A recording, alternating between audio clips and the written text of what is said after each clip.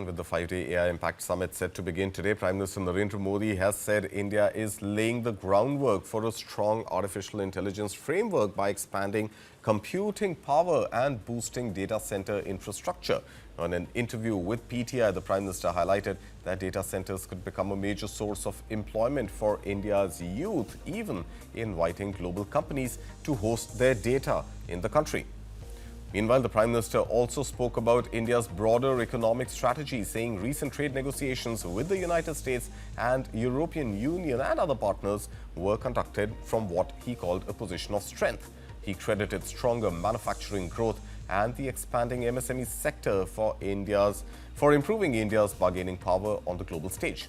According to the Prime Minister, political stability and policy predictability have restored investor confidence and enhanced India's credibility as it signs new free trade agreements.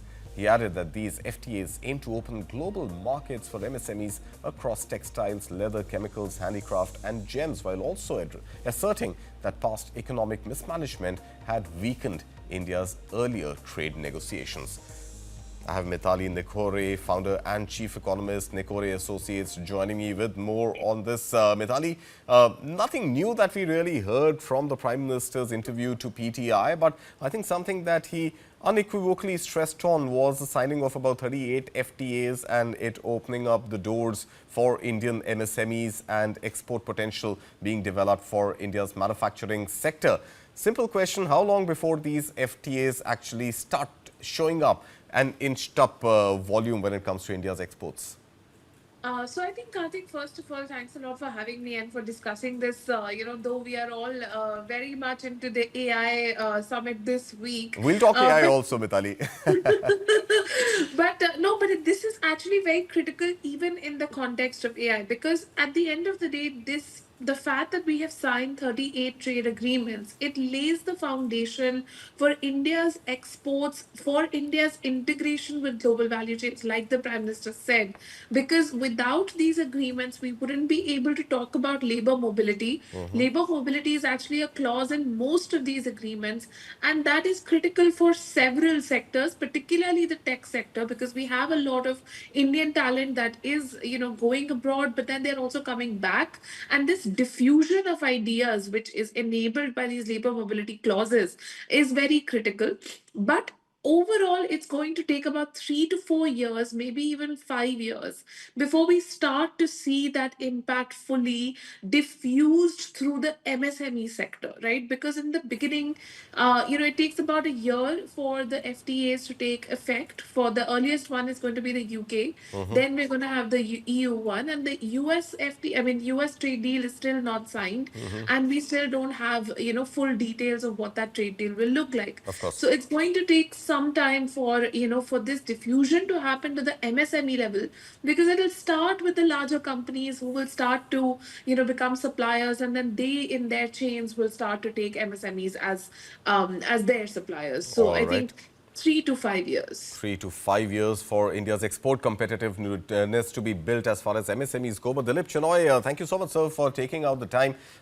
India's export competitive over the last few decades has been India's IT services. And here we are right at the start of the India AI Impact Summit. And it seems that this export competitiveness of India's IT services is something which is a bit of a question mark right now. So do you think from an overall India's growth perspective, while the focus perhaps in budget and through these FTAs is on manufacturing, perhaps the manufacturing instead of manufacturing being restricted to the low-cost, high-value items, can India now actually look at the high-value, high-cost sort of export competitiveness, let's say semiconductors and its own chips, or is it too early to say that?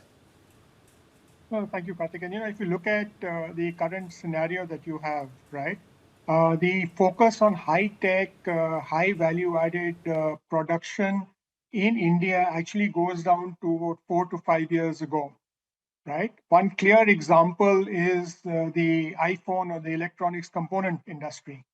Now, specifically talking about chips and semiconductors, right?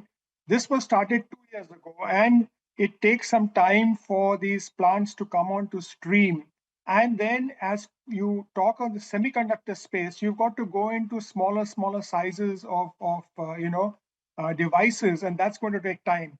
So the process has started. You have the the announcement earlier in the Indian Semiconductor Mission version 1. You have the announcement in this budget about version 2. You have the statements of Minister Vaishnav in Davos. So it's a journey. This cannot happen overnight. So like Mitali was just mentioning about, it's going to take some years for us to reap the benefits of the FTAs in the services space. It's going to take some time for us to actually gear up and scale up our manufacturing in these high-tech sectors. Some sectors in high-tech are moving faster: electronics, electric vehicles, solar. Okay, so I mean, you would not call biopharma typically as high-tech. It is high-tech. A lot of technology goes into that. So there are different sectors, and the journey has begun. And very interestingly, it's a kind of twin focus. One looking at these, high-tech manufacturing sectors. As other is looking at introducing high-tech like AI into the mass, employment sectors, whether it's agriculture, textiles, gems and jewelry and leather. So it's a twin approach. Right, and of course, one question that Prime Minister pretty much, left everybody with in that interview to PTI was the private sector, and pretty much, without mentioning it, giving a wake-up call to the private sector, especially on skilling and investing in R&D. But unfortunately, that's all we have time for this morning. Mitali and Dilip Chinoy, thank you so much for your time.